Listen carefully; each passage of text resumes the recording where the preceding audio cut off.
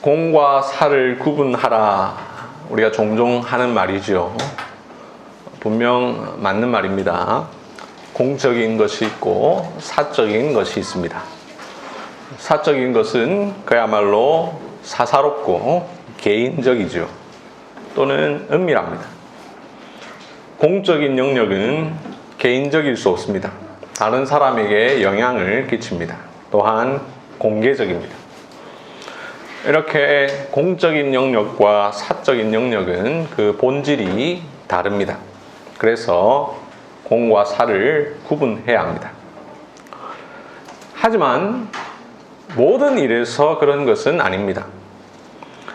공과 사를 구분하라는 말은 어떤 문제냐, 그리고 어떤 상황이냐에 따라 달라집니다. 어떤 일은 공사를 구분해야 하지만 어떤 일은 공사를 구분하지 말아야 합니다. 어떤 상황에서는 공사를 구분해야 하지만 어떤 상황에서는 공과 사를 따지지 말아야 합니다.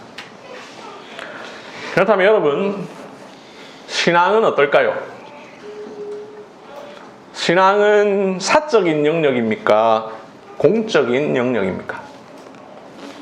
우리의 신앙은 공과 사를 구분해야 할까요? 그래서 사적으로는 신앙적이지만 공적으로는 비신앙적이어야 합니까? 정답부터 말씀드리면 우리의 신앙은 공과 사가 없습니다. 신앙은 사적이면서 또한 동시에 공적입니다.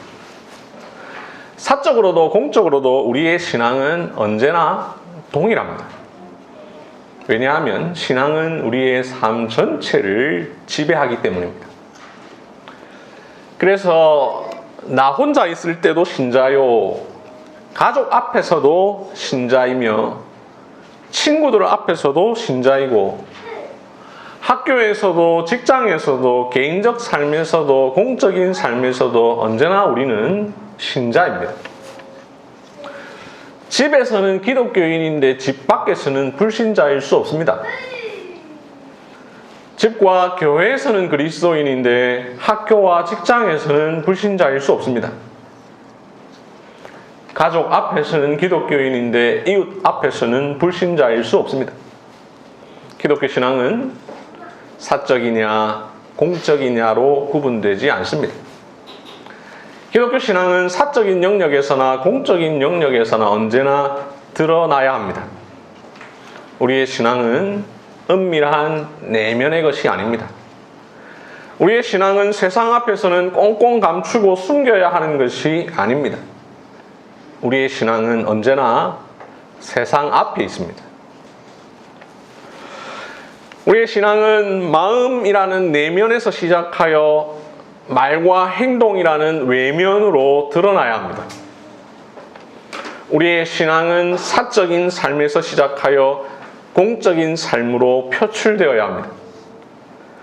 우리의 신앙은 교회 안에서 훈련되어 교회 밖으로 표현되어야 합니다.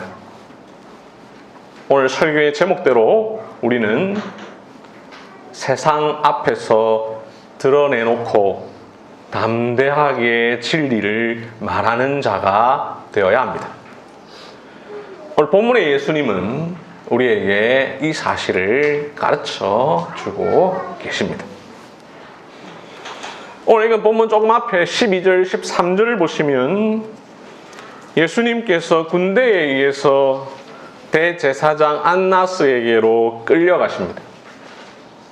그렇게 예수님은 종교 권력자 대제사장 앞에 서셨습니다. 19절에서 대제사장이 예수님에게 제자들과 교훈에 관하여 묻습니다. 질문을 들은 예수님 20절에서 이렇게 대답하시죠. 내가 드러내놓고 세상에 말하였노라. 모든 유대인들이 모이는 회당과 성전에서 항상 가르쳤고 은밀하게는 아무것도 말하지 아니하였거늘. 대제사장이 물었긴 하지만 굳이 물어보지 않아도 될 질문입니다. 왜냐하면 예수님은 평소에도 드러내놓고 말하셨기 때문입니다. 계속해서 담대하게 세상 앞에 말하셨습니다. 자신이 하나님의 아들이심을, 자신이 하나님이심을, 자신이 하나님 나라를 전파하러 오셨음을, 자신이 죄에서 구원할 자이심을 숨기신 적이 없습니다. 그래서 많은 사람들이 이미 다 알고 있습니다. 예수님은 지난 3년 동안 자신의 교훈을 드러내놓고 세상에 말하셨습니다. 많은 사람들이 모이는 회당, 성전, 그곳에서 항상 가르치셨습니다. 예수님의 가르침은 은밀한 것이 아니었습니다. 예수님의 조직은 비밀 결사대가 아니었습니다. 오히려 예수님은 자신의 가르침을 널리 전하길 원하셨습니다. 그래서 모든 유대인들이 모이는 회당과 성전에서 가르치셨습니다. 예수님은 은밀하게 가르치신 것이 하나도 없었습니다. 예수님은 이런 설명을 하시는 20절 이 말씀을 하시는 그 중에도 담대하게 말씀하십니다. 이 말조차도 은밀하게 말씀하시거나 숨기거나 하지 않으십니다. 오히려 은밀하게 하는 자는 대제사장과 그 일당들입니다. 이 19절 이하의 일이 진행되는 시간이 언제일까요? 바로 앞에 18절에 보면 사람들이 불을 쬐고 있습니다. 예수님 죽으시기 직전이니까 6월절인데요. 대략 3월, 4월입니다. 낮에는 불을 쬐지 않습니다. 그러니 분명 저녁 이후입니다. 25절을 보면 역시 불을 쬐고 있습니다. 27절에 딸기 웁니다. 28절 새벽이라 라고 말합니다.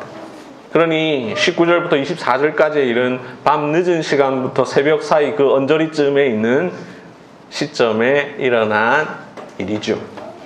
왜 하필 한밤중에 신문을 한단 말입니까? 오히려 이들이 은밀하게 일을 벌이고 있습니다. 예수님은 악한 자들이 은밀하게 행하는 가운데서도 드러내놓고 말씀하십니다. 아무것도 숨기지 않으십니다. 은밀하게는 아무것도 말하지 않으십니다. 그러자 그들은 예수님의 입을 막으려고 합니다. 22절을 보십시오. 대제사장의 아랫사람이 손으로 예수님을 때립니다. 우리 일반적으로 할 말이 없으면 폭력을 쓰지요. 궁지에 몰리면 힘으로 무마하려 합니다. 이런 중에도 예수님 다시 대답하십니다. 23절 내가 말을 잘못하였으면 그 잘못한 것을 증언하라. 바른 말을 하였으면 네가 어찌 나를 치느냐. 예수님은 강압 앞에서도 전혀 굴하지 않으십니다. 자신이 바른 말을 하였음을 분명히 드러내십니다. 이렇게 예수님은 평소에도 드러내놓고 세상에 말하셨고 회당과 성전이라는 공적인 자리에서 말하셨습니다. 종교 권력자 대제사장 앞에서도 담대하게 말하셨습니다.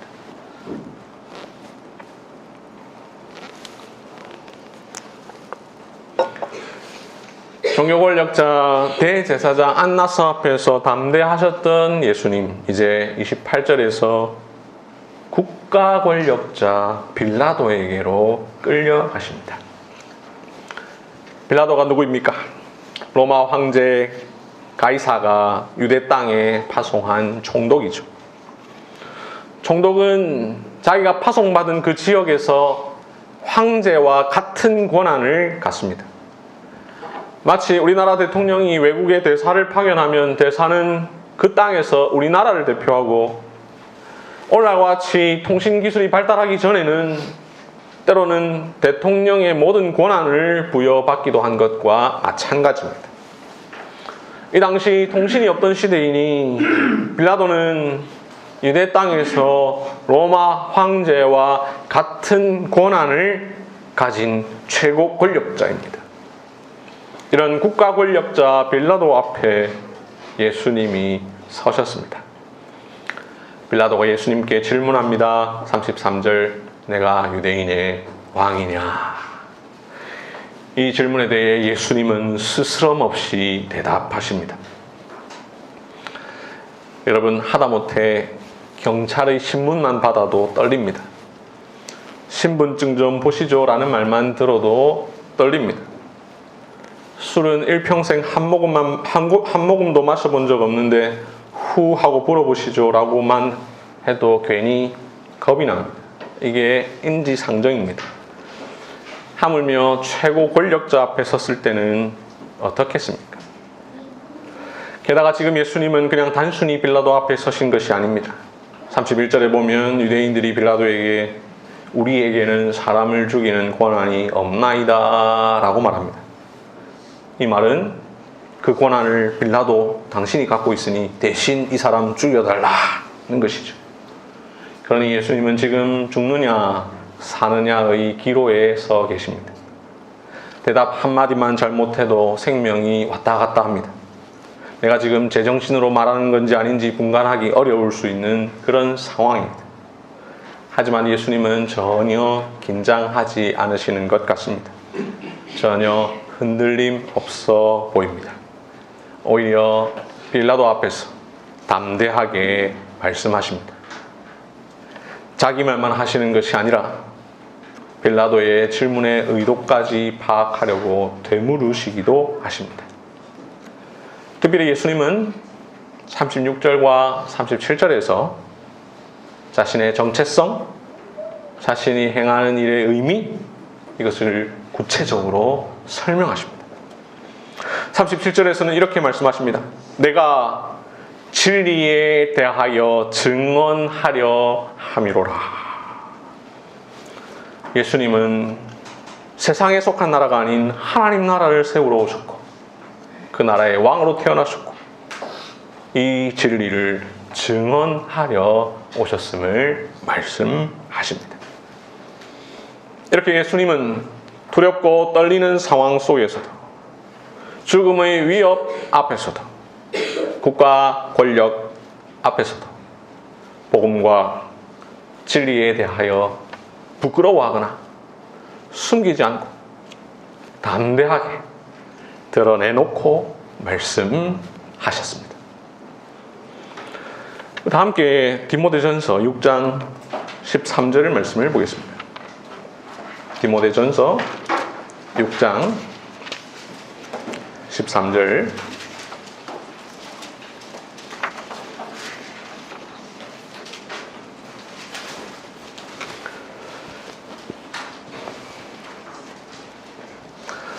디모데전서 6장 11절부터 14절까지가 특별히 우리가 살펴볼 내용인데 이 본문은 바울이 디모데에게 한 말이죠.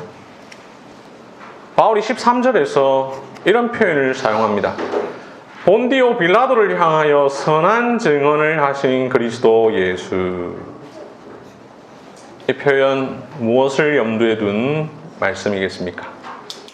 우리가 방금 보았던 요한복음 18장 33절부터 37절을 염두에 둔 말씀입니다. 특별히 요한복음 18장 37절에서 예수님께서 진리에 대하여 증언하려 함이로라 라고 하신 그 말씀을 염두에 두고 바울이 이야기하고 있습니다.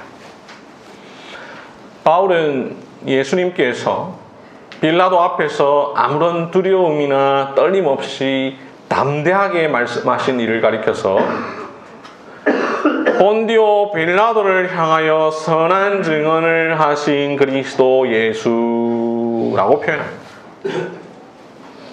여기 바울이 말하는 증언, 이 말 다른 말로 신앙 고백 이렇게 바꿀 수 있습니다. 그래서 현대인의 성경에 보니까 본디오 빌라도에게 훌륭한 신앙 고백으로 증거하신 그리스도 예수님이라고 번역합니다. 바울의 말대로 예수님은 이방인 빌라도 앞에서 신앙 고백을 하셨습니다. 예수님은 국가 권력자 로마 총독 앞에서 자신의 신앙을 숨기지 않으셨습니다. 예수님은 재판장 빌라도 앞에서 자신의 신앙을 드러내놓고 공개하셨습니다. 이를 통하여 예수님은 신앙 고백자, 진리를 증거하는 자로 살아가야 할 우리의 모범이 되어 주셨습니다. 요한복음의 이 내용을 염두에 두고 바울이 디모데에게 말합니다. 하나님 앞과 본디오 빌라도를 향하여 선한 증언을 하신 그리스도 예수 앞에서 내가 너를 명하노니. 바울은 디모데에게 많은 증인 앞에서, 즉 교회 앞에서 행한 신앙 고백을 넘어 이방인과 공적인 자리에서도 담대하게 신앙 고백할 것을 명령합니다.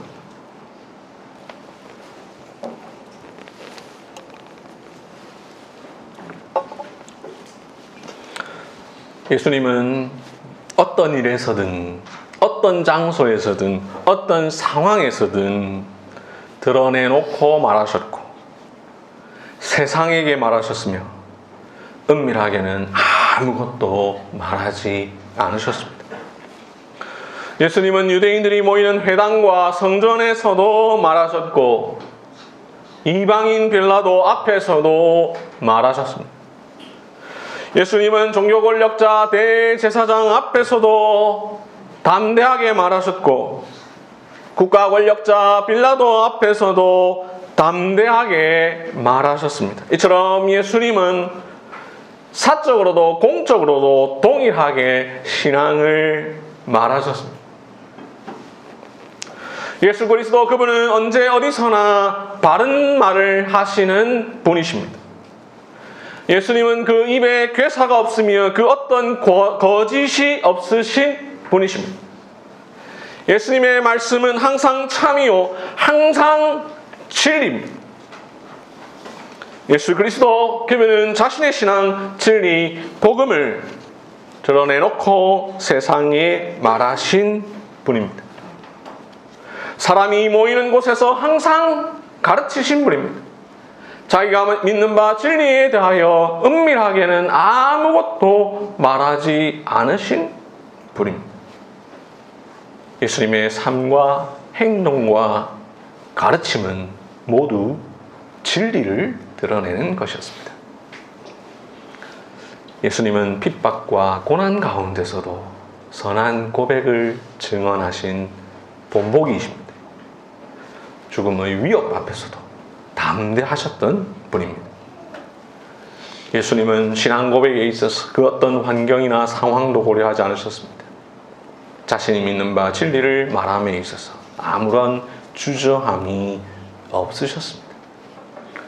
그래서 요한계시록은 예수님을 가리켜 충성된 증인이라고 표현합니다. 예수님은 그러한 모범을 대제사장 앞에서 보여주셨습니다. 국가 권력자 앞에서 보여주셨습니다. 사형 선고가 내려질 그 현장에서 보여주셨습니다.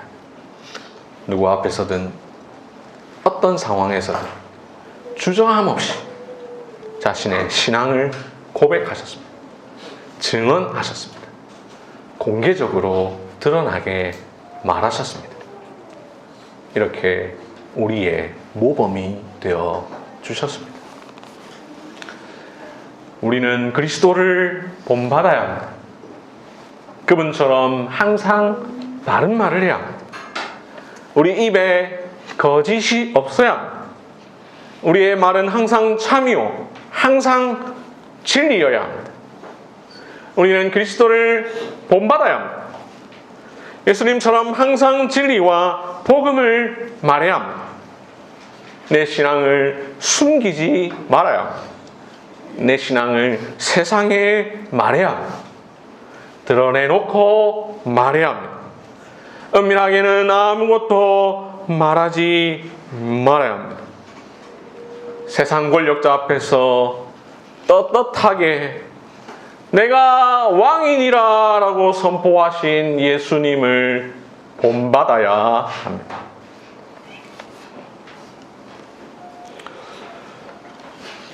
오늘 설교의 서론에서 말씀드린 것처럼 기독교 신앙은 사적이냐 공적이냐로 구분되지 않습니다. 기독교 신앙은 사적인 영역에서나 공적인 영역에서나 언제나 드러나야 합니다. 우리의 신앙은 은밀한 내면의 것이 아닙니다.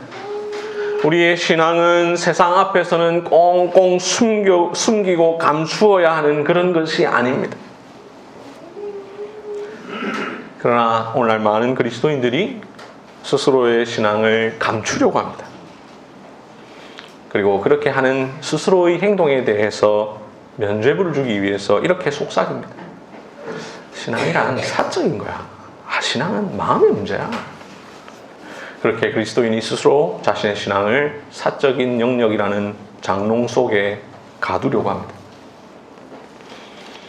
물론 평소에는 그렇게 생각하지 않습니다. 분명 신앙은 공적이어야 한다고 생각합니다. 하지만 특정한 상황이 발생하면 태도를 돌변합니다. 그러면서 스스로에게 말합니다. 공과 사를 구분하자. 상황에 따라 형편에 따라 신앙을 드러내지 않는 것도 지혜다. 어떤 그리스도인은 워낙에 애초부터 그렇게 생각합니다. 신앙을 철저하게 마음의 문제로 축소시켜버립니다. 마음으로만 예수님 잘 믿으면 되지. 이렇게 생각합니다. 그런 식으로 신앙은 사적인 영역이라 생각합니다. 내가 기독교인인 것은 그냥 교회 열심히 다니고 교회에서 위로를 얻고 조용히 기도하고 죽어서 천국 가는 것 그것만을 위해서일 뿐 그 이상도 그 이하도 아니라고 생각합니다. 그런 식으로 기독교 신앙을 마음 깊은 속에 꽁꽁 묻어둡니다. 오늘날 많은 그리스도인들은 자신을 익명화합니다. 자신이 그리스도인됨을 아무 곳에서도 드러내지 않습니다. 세상 속에 자신의 부재를 알리는 데 익숙합니다. 주일 하루 교회당에서는 그리스도인이라는 유니폼을 입지만 그 외의 시간과 장소에서는 그 옷을 벗어 버리려고 합니다. 하지만 기독교 신앙이 그런 것이라면 너희는 세상의 소금이라 너희는 세상의 빛이라는 예수님의 말씀은 무의미합니다. 복음을 개인의 영역으로만 축소시킬 수 없습니다. 세상도 우리에게 그렇게 강요합니다. 세상은 우리에게 너희의 신앙을 공개하지 말라라고 요구합니다. 너희의 기독교 신앙은 너희의 개인적 삶에서만 적용하라라고 말합니다. 사적인 종교를 공적인 영역으로 끌어들이지 말라고 말합니다. 갈수록 세상은 그렇게 우리의 신앙을 우리의 마음의 영역 속에 가두려고 합니다. 그러나 성도 여러분, 우리에게 신앙은 사적, 공적으로 구분되지 않는 전인격적입니다. 복음은 내면의 감정이나 개인적 영역 안에 가둘 수 없습니다. 기독교는 우리의 영혼만 구원하는 사적인 것이 아닙니다. 기독교는 개인적 취향이나 감정적 위로의 방편이 아닙니다. 기독교는 총체적이요 우주적입니다. 예수님은 만유의 주인, 즉 온 세상의 통치자이십니다. 우리의 신앙은 언제나 사적이요 언제나 공적입니다. 우리의 신앙은 나 개인을 넘어 이웃과 세상을 향합니다. 복음이 미치는 범위는 사적인 것이 아니라 공적인 것입니다. 사랑하는 성도 여러분, 신앙을 마음속에 가두지 말고 입으로 고백하고 행동으로 드러내십시오. 기독교 신앙은 은밀하지 않습니다. 기독교회는 비밀 조직이 아닙니다. 기독교 복음은 공개적입니다. 우리의 신앙 고백도 공개적입니다. 그러므로 집 안에서만 신앙인이 아니라 집 밖에서도 신앙인으로 사십시오. 이웃에게도 학교에서도 직장에서도 내가 살아가는 모든 현장에서도 진리에 대하여 증언하십시오. 공적으로 말하십시오. 권력자 앞에서라도 말하십시오. 그렇게 할 때 때로는 두려운 상황에 몰릴 때도 있습니다. 때로는 죽음의 위협이 있을 때도 있습니다. 그럴 때 우리 주 예수 그리스도를 떠올리십시오. 종교 권력자와 국가 권력자 앞에서 담대하게 드러내놓고 진리를 말하신 예수님을 기억하십시오. 예수님이 죽음도 권력도 두려워하지 않으신 것처럼 두려워하지 말고 세상 앞에서 드러내놓고 담대하게 진리를 말하십시오. 하나님께 속한 자는 세상이 아니라 하나님을 두려워하는 자입니다. 몸은 죽여도 영혼은 능히 죽이지 못하는 자들을 두려워하여서 그리스도를 부인하지 말고 오직 몸과 영혼을 능히 지옥에 멸하시는 자를 두려워하여 그리스도를 고백하십시오. 우리는 매주일 교회에서 사적으로나 공적으로나 자신의 신앙을 드러내는 훈련을 합니다. 이를 위해 예배 시간마다 신앙 고백을 하죠. 신앙 고백을 하기 전 목사는 항상 이렇게 말합니다. 우리의 신앙을 하나님과 세상 앞에 고백하겠습니다. 이 말을 듣고 온 회중은 사도신경과 니케아신경을 고백합니다. 그렇게 우리는 교회 안에서 훈련받습니다. 또한 우리는 교회 안에서 같은 신앙을 가진 교인들에게 자신의 신앙을 고백하고 나눕니다. 이렇게 우리는 교회 안에서 훈련받습니다. 이렇게 교회에서 훈련받은 우리는 교회당을 떠나 세상에서도 동일하게 고백하며 살아갑니다. 그렇게 훈련받은 우리는 날마다 복음을 드러내며 살아갑니다. 그래서 월요일에도 교회는 여기 있다. 화요일, 수요일, 목요일에도 교회는 여기 있다. 금요일, 토요일에도 교회는 여기 있다. 내가 곧 교회다 라고 담대하게 말과 삶으로 세상에 드러냅니다. 그렇게 할 때 때로 세상과 부딪히기도 합니다. 세상은 너의 신앙은 일요일에 교회당 안에서나 드러내라 라고 말합니다. 그러나 우리는 그렇게 할 수 없습니다. 교회 안에서의 신앙이라면, 교회 안에서만의 신앙이라면 그건 신앙이 아닙니다. 세상과 부딪히니 우리가 그리스도인입니다. 세상이 우리를 미워하니 우리가 그리스도인입니다. 세상에서 말하니 우리가 그리스도인입니다. 세상에서 담대하니 우리가 그리스도인입니다. 세상에서 승리하니 우리가 그리스도인입니다.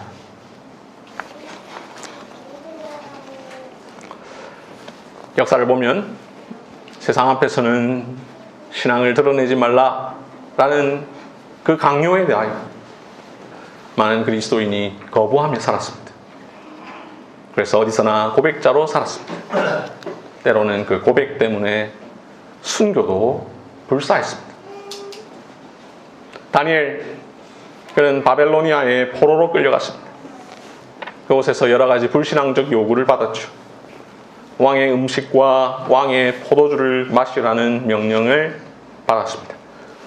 하지만 다니엘은 뜻을 정하여 왕의 음식과 포도주로 자기를 더럽히지 않겠다라고 말했습니다. 다니엘은 국가 권력자 앞에서 자신의 신앙을 굽히지 않았습니다. 다니엘의 세 친구, 바벨로니아 느부갓네살 왕은 금신상을 만들어 놓고는 거기에 절하라고 명령했습니다. 절하지 않는 사람은 맹렬히 타는 풀무불에 던져 넣겠다라고 협박했습니다. 그러나 세 친구들은 그 명령을 거부했습니다. 그들은 국가 권력 앞에서 담대하게 자신의 신앙을 고백했습니다. 목숨이 위협받는 상황에서도 세상 앞에 드러내놓고 진리를 말했습니다. 신약에서도 그러한 모습을 볼 수 있습니다. 사도행전 5장 17절 이하에 베드로와 사도들이 성전에서 복음을 전합니다. 대제사장이 사람들을 시켜서 그들을 끌어다가 공회 앞에 세웁니다. 우리가 이 이름으로 사람을 가르치지 말라고 엄금하였으되 너희가 너희 가르침을 예루살렘에 가득하게 하니 이 사람의 피를 우리에게로 돌리고자 함이로라. 예수 그리스도의 이름 가르치지 말라라고 내가 엄격히 금지했는데 너희가 예루살렘에서 그 가르침을 전하고 있지 않느냐. 이 말들은 베드로와 사도들 말합니다. 사람보다 하나님께 순종하는 것이 마땅하니라. 그러면서 담대히 드러내놓고 주 예수 그리스도를 고백합니다. 증거합니다.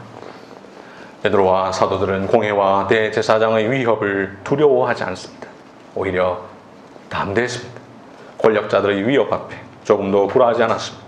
자신의 믿음을 드러내놓고 말했습니다.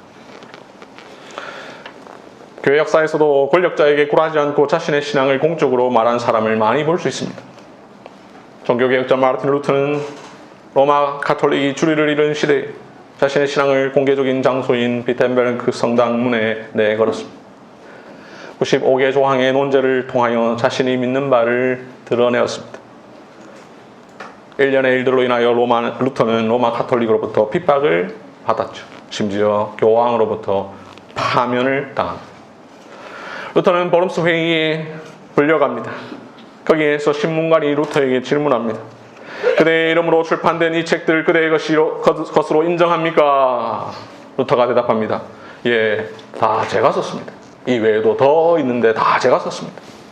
그대는 이 책에서 쓴 내용을 철회할 준비가 되어 있는가? 루터는 말합니다. 저는 제가 쓴 모든 책 성경에 매여 있고 저의 양심은 하나님의 말씀에 사로잡혀 있으니 어느 것도 철회할 수 없고 철회하지 않을 것입니다. 내 양심을 거슬러 행동하는 일은 지혜로운 일도 아니며 안전하지도 않으며 옳지도 않습니다. 저는 여기에 서 있습니다. 하나님이여 나를 도우소서. 아멘. 이렇게 루터는 종교 권력자 앞에서 굴하지 않았습니다. 담대하게 드러내놓고 말했습니다. 목숨을 걸고 권력자 앞에서 자신의 신앙을 담대하게 말하는 사람들은 그 외에도 많습니다. 영국에서 헨리 8세가 수장령을 발표하고 잉글랜드 국교회 즉 성공회를 강요했을 때 수많은 이들이 그에 저항했습니다. 자신의 신앙을 공개적으로 드러내었습니다. 그리하여 많은 이들이 감옥에 끌려갔고 많은 이들이 순교를 당했습니다. 이들이 바로 청교도라 불리는 사람들이죠. 사랑하는 성도 여러분, 사적인 신앙인이 되지 마십시오. 마음으로만 믿는 신앙인이 되지 마십시오. 공적인 신앙인이 되십시오. 은밀한 그리스도인, 익명의 그리스도인이 아니라 공개적인 그리스도인이 되십시오. 삶의 정영역에서 그리스도를 주라 하기까지 살아가십시오. 나 개인, 가정을 뛰어넘어 학교와 직장은 물론 내가 살아가는 모든 삶의 영역에서 우리의 왕 되신 주님을 드러내며 사십시오.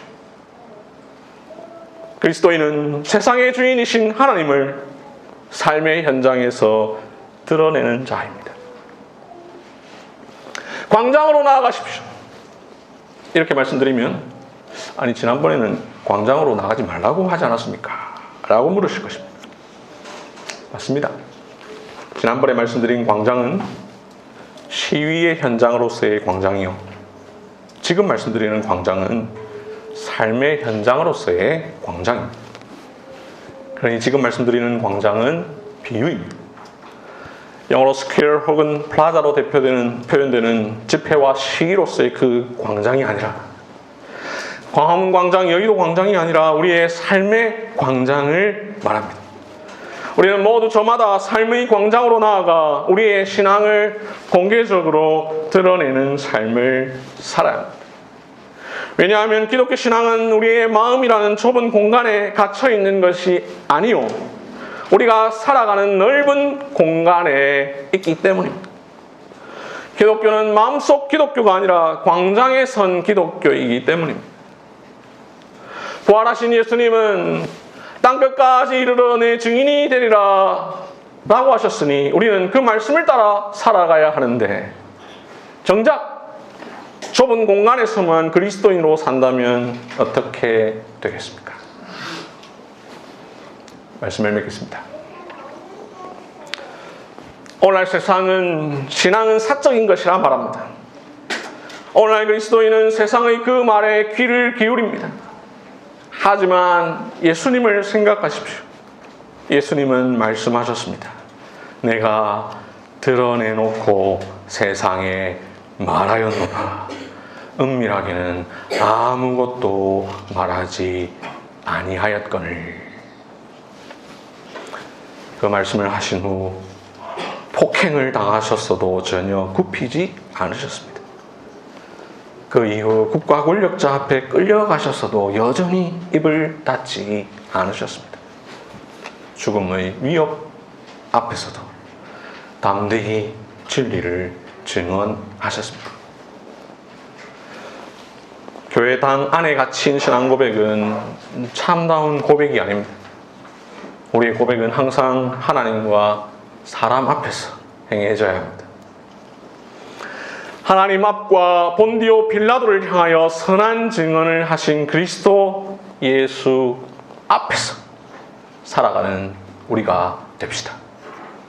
오늘 설교의 제목처럼 세상 앞에서 드러내놓고 담대하게 진리를 말합시다. 아멘. 다 함께 이 시간 기도하겠습니다.